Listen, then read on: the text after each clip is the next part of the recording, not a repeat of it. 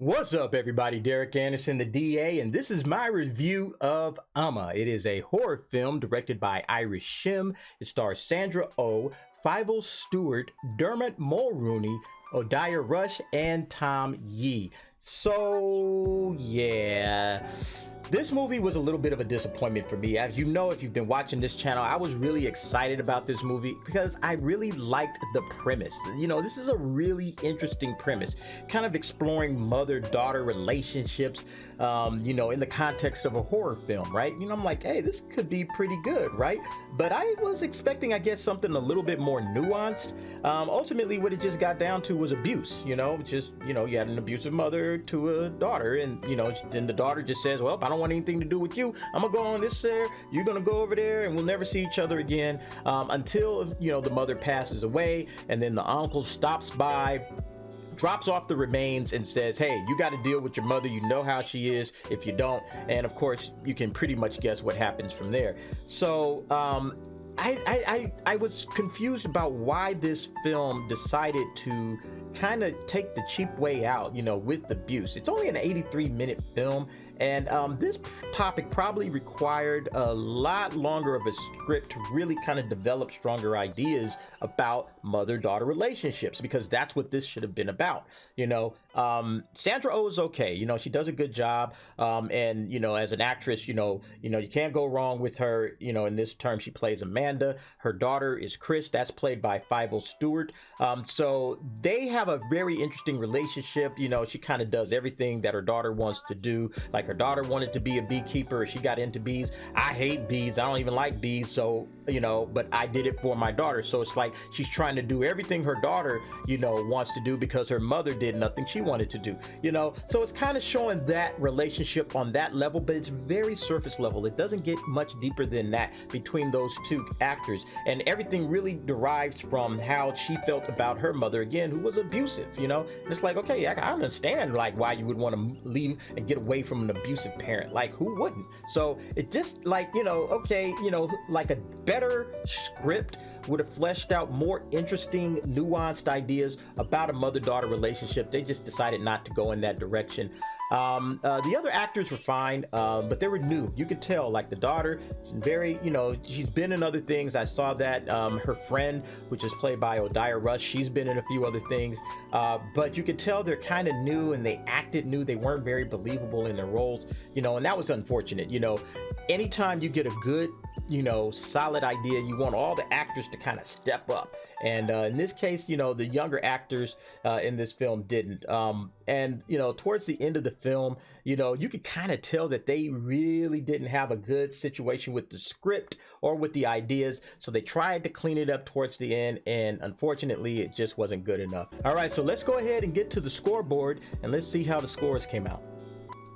All right, so here we go with my ratings for Umma. First up, direction. Again, this is directed by Iris Shim.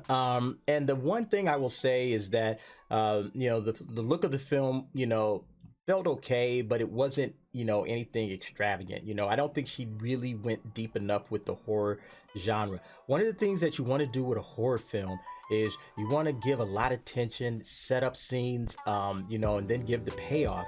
None of that happened, you know, and I'm not sure if this was her first film that she directed, you know, like in this particular genre. I mean, her first horror film, but horror is a very specific type of genre, and you have to kind of pay off a lot of its, you know, tropes, and, you know, you gotta pay homage to the gods that came before you. You know, you got to do that kind of thing in horror, and it just didn't happen here.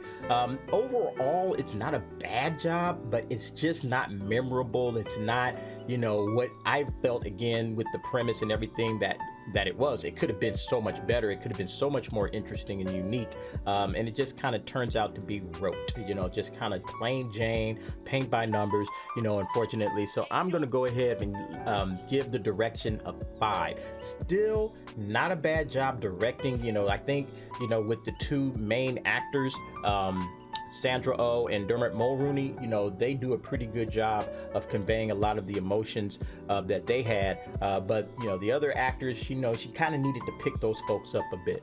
All right, next up, script and story. So this was probably the weakest part of the film.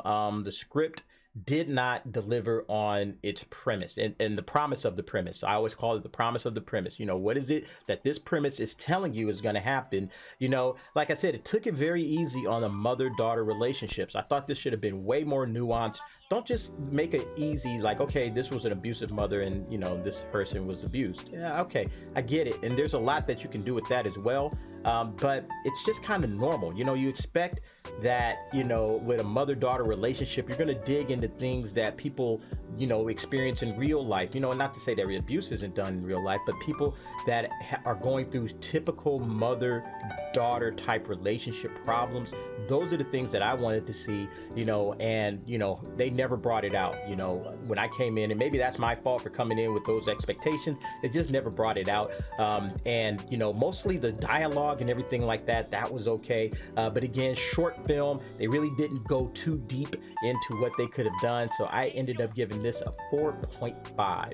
All right, next up, acting. So as I said, Sandra Oh is a gem. She's a great actress. You know, can't really mess anything up when it comes to her. Her part was fine. I think Dermot Mulrooney, he did a good job. It was the younger kids that kind of pulled this down. You know, they weren't very believable, especially the daughter. Like, I wasn't familiar with any of her work, but you know, she just wasn't believable in this role.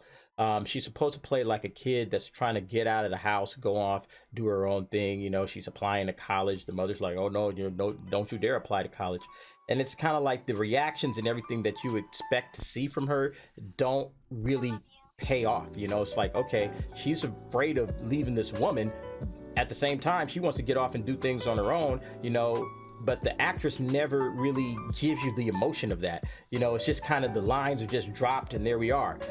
So, you know, I thought that the acting, and then her friend just kind of was there. I don't know if this was, you know, again, some of these actors, they've been, I looked at their IMDb's and they've been in a lot of stuff. And I've never seen any of those items. So I don't know if they're just, this is kind of who they are as actors, but a little bit better acting would have made at least their parts a little bit more enjoyable. You know, for the most part, I didn't like those parts much at all.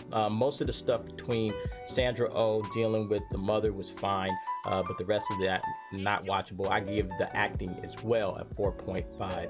Okay, and then finally we get to sights and sounds.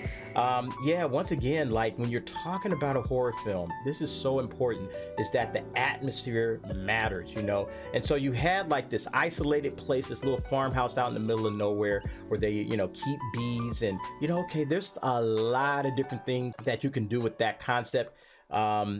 And there's a lot of different ways to show that. You know, most of the shots were just kind of like overhead panoramic views of the land, you know, and then you know, you walk up to the house, you know, when it's nighttime, it's just fog and darkness, you know. That's pretty much it. Nothing spectacular at all when it comes to the sights and the sounds. And that's the one thing, like if your script's not working, if the actors aren't stepping up, you could at least deliver chills, you know, atmosphere, you know, showing, you know, different camera angles can really elevate a horror film. The music especially can really elevate a horror film. Nothing gets elevated here. It's just kind of, again, you know, bare bones, you know, just getting it out there. It's an 83-minute film. It's short. Hey, we're not going to spend too much time trying to develop all of these extra things. So I ended up giving this a 6. All right, so when you add all of the scores, and yeah, this wasn't the worst film. Still not the worst film I've seen, but definitely, you know, a 5.0 is the total score. I'm hoping, you know, that this particular director kind of continues in this genre. There's glimmers of hope that maybe she can, you know, make an excellent horror film one day. This just wasn't it, unfortunately. So yeah, that'll do it for my review of Umma. Did you see the film? Not a lot of people saw it. You know, the box office isn't very big, so I'm not sure if you saw the film, but if you did, go ahead and drop down the comments in the comments. Go ahead and drop some comments below and let me know what you think about this movie. All right, that'll do it for me. Thanks for watching.